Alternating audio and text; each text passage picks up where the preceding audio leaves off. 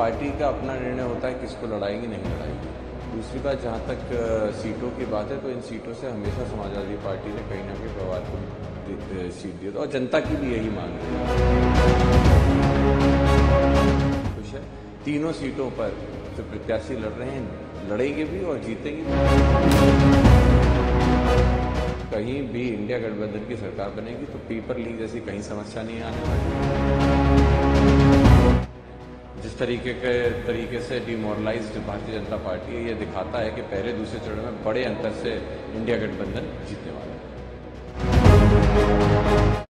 Nepotism का जो आरोप लग रहा है, देखिए, ये पार्टी का अपना निर्णय होता है किसको लड़ाएंगी नहीं लड़ाएगी। दूसरी बात, जहाँ तक सीटों की बात है तो इन सीटों से हमेशा समाजवादी पार्टी ने कहीं ना कहीं पवार को सीट दी और जनता की भी यही मांग रही है। तो जनता भी सीधे तौर पे इसी तरीके से देखती है। तो अगर उनको कटाक्ष करना या आरोप लगाना, ये मैं समझता हूँ उनका अपना अधिकार है, वो लगा सकते हैं, लेकिन कहीं भी इसमें तथ्य नहीं है। जनता बेहद खुश है, तीनों सीटों पर जो प्रत्याशी लड़ रहे हैं लड़ेंगे भी और जीतेंगे भी और जनता की सेवा करके जनता को संतुष्ट भी करने का काम करेंगे। बदायूं में चूंकि आप युवा हैं, बदायूं में आपके लिए युवाओं को लेकर आपका क्या मास्टर प्लान है? रोजगार के अवसर पैदा करना और साथ ही साथ जो हमारे नौजवान जो यहाँ से पलायन करके बड़े शहरों में काम कर रहे हैं, उन सभी को एकजुट कर यहाँ पे वापस प्रयास करेंगे, लाकर यहीं पे कहीं ना कहीं उनके लिए रोजगार के अवसर पैदा करना। आप जैसे जो पेपर लीक को लेकर बहुत परेशान हैं, तो समाजवादी पार्टी पेपर लीक मामले को लेकर क्या करेगी अगर आप लगातार देखिए, हम लोगों ने इस बात को अभी उठाया और अगर सत्ता में आते तो बिल्कुल सुनिश्चित तरीके से पेपर होंगे। और इंडिया गठबंधन ने कहा भी है कि 30 लाख रिक्त पद हैं उनको भरा जाएगा, तो उनको निष्पक्ष तरीके से एग्जाम्स करा के उनको भरने का काम किया जाएगा। और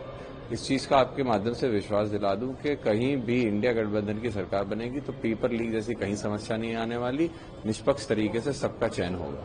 पहला हो चुका है, पीएम कह रहे हैं कि हमने तो शतक लगा दिया है, जबकि समाजवादी और कांग्रेस ने शतक भी नहीं खोला है, अपना खाता भी नहीं खोला है। देखिए, शब्दों से ज्यादा अगर आप चेहरे और जोश को देखेंगे तो आपके जवाब आपको मिल जाएगा।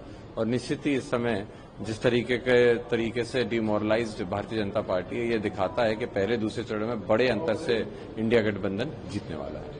एक आखिरी सवाल है, कांग्रेस पार्टी है वो धर्म आधारित रिजर्वेशन की बात कर रही है, ऐसा पीएम का कहना है।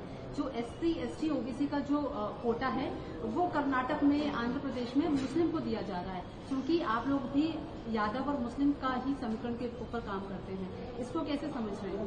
देखिए, कांग्रेस ने अगर इस चीज को किया तो मैं समझता हूँ पार्टी अगर इसके बारे में खुद ही अपनी तरफ से जवाब दे कांग्रेस पार्टी तो ज्यादा बेहतर होगा। इस अभी जहाँ तक है चुनाव की बात में, तो हम लोग चुनाव में हैं, बदायूं को लेकर ज्यादा चर्चा हो तो मैं समझता हूँ ठीक है। कितने कॉन्फिडेंट देख रहे हैं अपने? मार्जिन हम लोग 1 लाख से ज्यादा 100% है, 1 से 1.5 लाख कम से कम जीत का मार्जिन होगा। हमसे जुड़े रहने के लिए हमारे YouTube चैनल को सब्सक्राइब करें और नई वीडियो की नोटिफिकेशन के लिए बेल आइकॉन को दबाएं।